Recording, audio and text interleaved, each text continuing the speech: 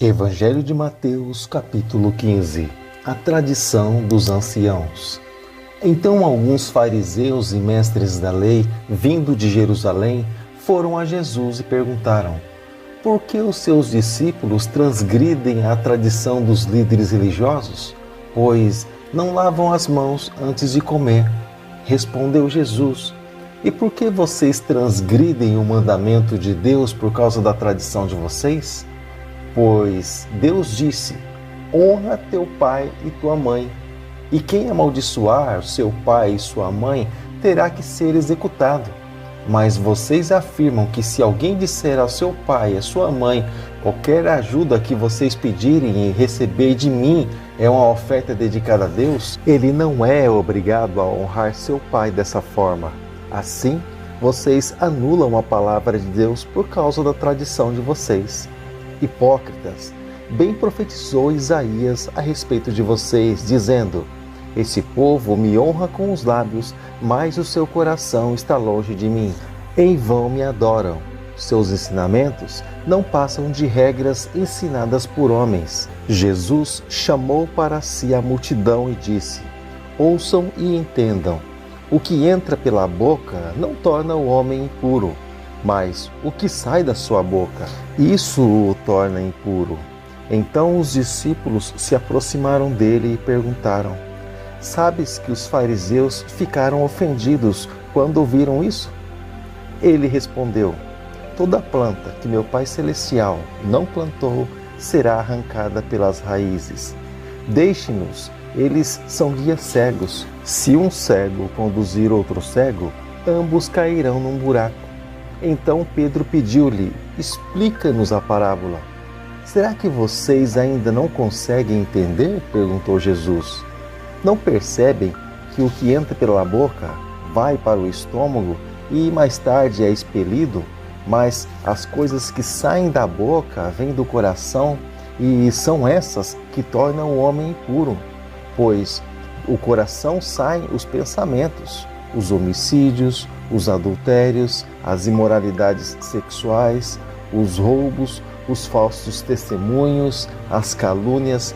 Essas coisas tornam o homem impuro, mas o comer sem lavar as mãos não torna impuro. A mulher cananeia. Saindo daquele lugar, Jesus retirou-se para a região de Tiro e Sidom. Uma mulher cananeia, natural dali, veio a ele gritando: Senhor, filho de Davi, tem misericórdia de mim. Minha filha está endemoninhada e está sofrendo muito. Mas Jesus não lhe respondeu palavra. Então seus discípulos se aproximaram dele e pediram: manda-a embora, pois vem gritando atrás de nós. Ele respondeu: eu fui enviado apenas às ovelhas perdidas de Israel. A mulher veio e adorou de joelhos e disse: Senhor, ajuda-me. Ele respondeu: não é certo tirar o pão dos filhos e lançá-lo aos cachorrinhos. Disse ela, porém: sim, Senhor, mas até os cachorrinhos comem das migalhas que caem da mesa dos seus donos. Jesus respondeu: mulher, grande é a tua fé. Seja conforme o que você deseja. E naquela mesma hora, sua filha foi curada. A segunda multiplicação de pães e peixes. Jesus saiu dali e foi para a beira do mar da Galileia. Depois subiu ao monte e se assentou.